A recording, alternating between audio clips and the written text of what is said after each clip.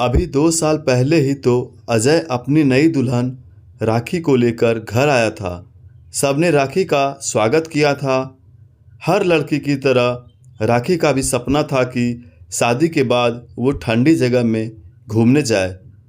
अजय भी हनीमून पर जाना चाहता था, परंतु उसकी मां बबीता जी ने कहा, नई नई नौकरी है, अभी इतना छुट्टी लेना क्या ज़रूरी है, पूरी ज़िंदगी पड़ी है हनीमून मनाने के लिए।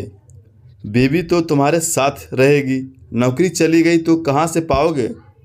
दोनों का सपना सपना ही रह गया।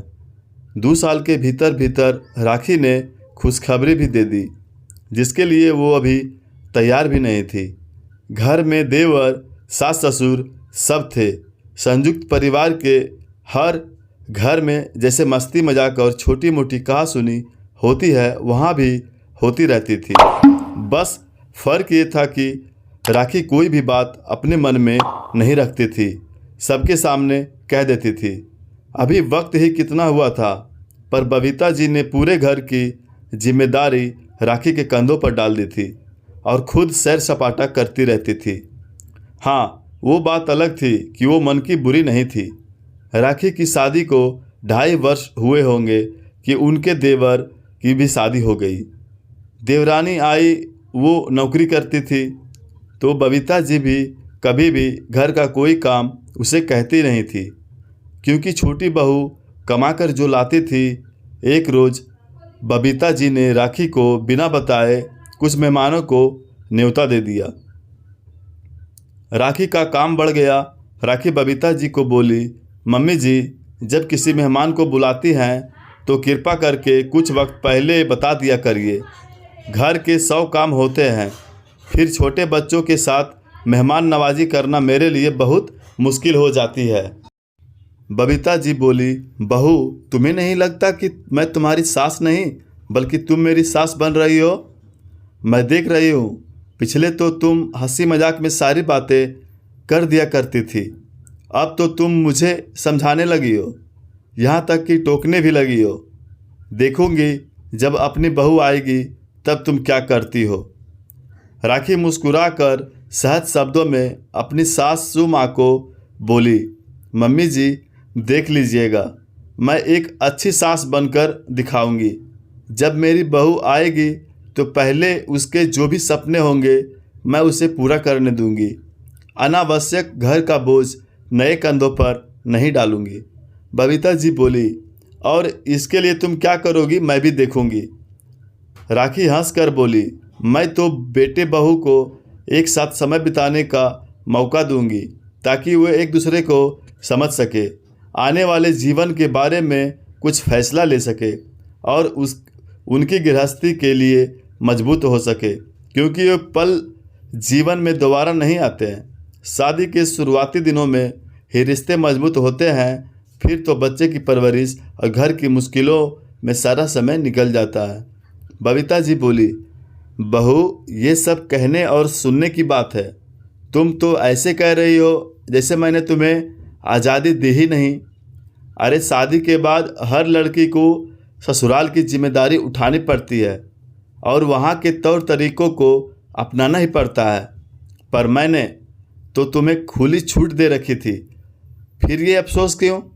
राखी बोली, मम्मी जी, इस बार आपको खूब लंबी आयु दे और स्वस्थ शरीर दे। आप भी देखिएगा, मैं अपनी बहू पर कभी कोई बंदिशें नहीं लगाऊंगी कि तुम ये मत पहनो, वहाँ मत जाओ। जो उसे अच्छा लगेगा और जिस पहनावे में उसे सहजता महसूस होगी, मैं उससे वो सब पहनने दूंगी जो कि मुझे नहीं मिला। मैं तो ये कहती हूँ कि मेरे ससुराल में जो मुझे नहीं मिला, अपनी बहू को वो सब दूंगी। बबीता जी बोली, साफ साफ क्यों नहीं कह रही हो कि तुम अपने ससुराल और ससुराल वालों पर आरोप लगा रही हो कि उन्होंने तुम्हें खुश नहीं रखा। तुम भूल रही हो कि तुम अकेली बहू घर में नहीं हो, 2 बहुएं हैं। अरे, बहू हो तो बहू बनकर ही रहना होगा। राखी बोली, यही तो मैं नहीं चाहूँगी। मैं अपनी बहू को ये कभी नहीं कहूँगी कि तुम मेरी बेटी हो। अरे, बेटी हो तो वो अपने माता पिता की ही रहेगी, पर हाँ, इस घर में उसे अपने घर जैसा एहसास ज़रूर दूंगी। कभी भी बच्चों में फ़र्क महसूस नहीं करूंगी, जैसे माँ बाप अपने 3 बच्चों में फ़र्क नहीं करते। बस पर ससुराल में कहीं ना कहीं देवरानी जेठानी में एक सास फ़र्क कर ही देती है। इतना कहकर राखी वहाँ से चली गई। तभी बबीता जी की छोटी बहू आई और बोली, मम्मी जी, आज मैं ऑफिस में बहुत थक गई हूँ, क्या आप मेरे कपड़ों को धोबी को दे देंगी? वो इस्त्री करके दे देगा। बबीता जी बोली, छोटी बहू, मेरा बेटा भी तो नौकरी करके आता है, पर उसे तो मैं घर में बैठता हुआ नहीं देखती। वो घर का राशन पानी, सब्जी, दूध सब लाता है। फिर तुम क्या उससे ज़्यादा काम करती हो? बड़ी बहू को देखो, वो भी तो काम करती है। थोड़ा बहुत अपना काम खुद कर लिया करो। हद हो गई है, अब बहुओं से भी सुनना पड़ जाता है। इतना कहकर वो बहू वहाँ से निकल गई।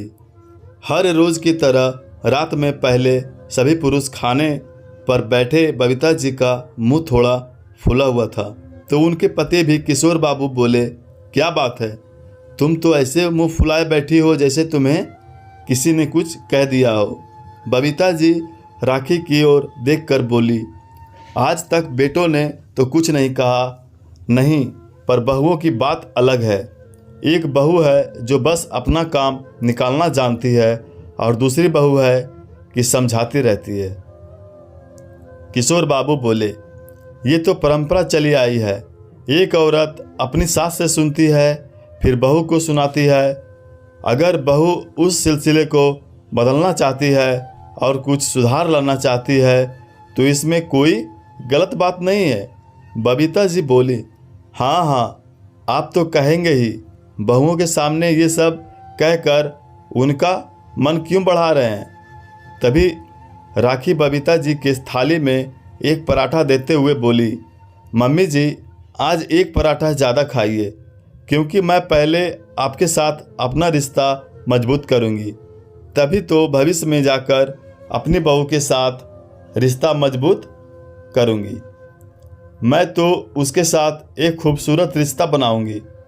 उसे समझाऊंगी कि अपने खाने पीने का पहले ध्यान रखे, क्योंकि वो स्वस्थ रहेगी तभी तो बाकी लोगों का ध्यान रख पाएगी। किशोर बाबू बोले, बहू, आज तो तुमने लाख टके की बात बोली है। न जाने मेरी दादी और माँ के समय में ये परंपरा चलती आ रही है कि पहले पुरुष खाएंगे, बाद में घर की औरतें। जबकि औरतें काम कर कर के थक जाती है, उन्हें तो पहले खा लेना चाहिए। क्यों भाग्यवान, तुम्हें नहीं लगता कि बहू की बातों पर गौर करना चाहिए? तभी छोटी बहू आई और बोली, मम्मी जी, इस बात पर मैं आज सबके साथ बैठकर खाऊंगी, क्योंकि मुझे बहुत जोरों की भूख लगी है। राखी बोली, हाँ हाँ छोटी, मुझे कोई परेशानी नहीं है, बस मम्मी जी की इजाज़त ले लो। बबीता जी बोली, छोटी बहू, तुम तो नौकरी करके ही थक जाती हो, अपनी बहू को कैसे सिखाओगी? अपनी जेठानी को देखो, हर काम करके भी मुस्कुराती है। काम में तो तुम उसकी मदद करती नहीं, कम से कम खाने में तो उसका साथ दे दो। वो क्या बेचारी अकेली खाएगी? कल मंगलवार है, अच्छा दिन है। अच्छी चीज़ों की शुरुआत अच्छे दिनों से करो तो बेहतर होगा। इतना कहकर सब खाना खाकर चले गए। सास के जाते ही राखी की देवरानी बैठी और फटाफट खाना निकालकर खाने लगी। बबीता जी दूर से देख रही थी। राखी पहले सभी बर्तनों को अलग की, हाथ धोकर फिर खाने के लिए बैठी। बबीता जी आई और राखी को बोली, बहू, लाओ एक बदलाव मैं भी शुरू करती हूँ। आज तुम्हारे लिए थाली मैं लगाती हूँ। ये सुनकर राखी की आंखें भर गई। उसकी देवरानी बोली, मम्मी जी, आज तक आपने मेरे लिए तो कभी थाली नहीं लगाई। बबीता जी बोली, बहू, आज तक तुमने भी तो वो सब नहीं किया जो तुम्हारी जेठानी करती है। कर्तव्य निभाओगी नहीं तो फल कहाँ से पाओगी? कुछ लोग होते हैं अच्छी चीज़ों का बदलाव लाते हैं, पर कुछ लोग होते हैं जो अपने फ़ायदे में ही जिए जाते हैं। मैं तो कहूँगी, तुम्हें भी अगर घर में घर के कुछ नियम में बदलाव लाने हैं तो लाओ, पर वो पूरे परिवार और समाज के हित में हो तभी लाना। सिर्फ अपने लिए लाया गया बदलाव नहीं होता। इतना कहकर वो राखी के सर पर हाथ रखकर चली गई। बबीता जी दिल की बुरी नहीं थी, परंतु परंपराओं में जीती आ रही थी, तो कभी खुद को बदलने की कोशिश ही नहीं की। अगले दिन रविवार था। बबीता जी ने दोनों बहुओं को बुलाया और साफ साफ शब्दों में दोनों के काम को बांट दिया और अपनी कुछ कामों की जिम्मेदारी खुद ली। बबीता जी में आए बदलाव देखकर राखी बहुत खुश थी। उसे लग रहा था अच्छा, आज तक जो कुछ उसे उसके ससुराल में नहीं मिला, शायद भविष्य में उसकी बहू को मिल जाए और उसे कोई दिक्कत ना हो। यही सब सोचकर राखी बहुत खुश थी। उसकी खुशी बबीता जी से छुपी नहीं थी। बबीता जी बोली, बहू, बदलाव लाना अच्छी बात है, परंतु अपनी सास को सास ही रहने दो। शिष्ट मत समझो। ये मत समझना कि तुम्हारी बात मान गई हूँ तो तुम मुझे हर बात पर टोकती रहोगी। इतना कहकर बबीता जी मुस्कुराते हुए चली गई। मित्रों, मैं ये नहीं कहती कि हर सास बहू का रिश्ता खराब होता है, परंतु जिस रिश्तों में कड़वाहट आ जाए और वहाँ अगर सास ना बदले तो खुद में थोड़ा बदलाव लाएं, ताकि जीवन शांति से कट सके और आने वाले भविष्य में आप एक अच्छी सास बनकर दिखाएं। तभी तो प्रयास सफल माना जाएगा। आपको राखी का प्रयास कैसा लगा? अपने सुझाव और विचार कमेंट द्वारा मेरे साथ साझा करें और चैनल पर नए हैं तो सब्सक्राइब करना ना भूलें। धन्यवाद।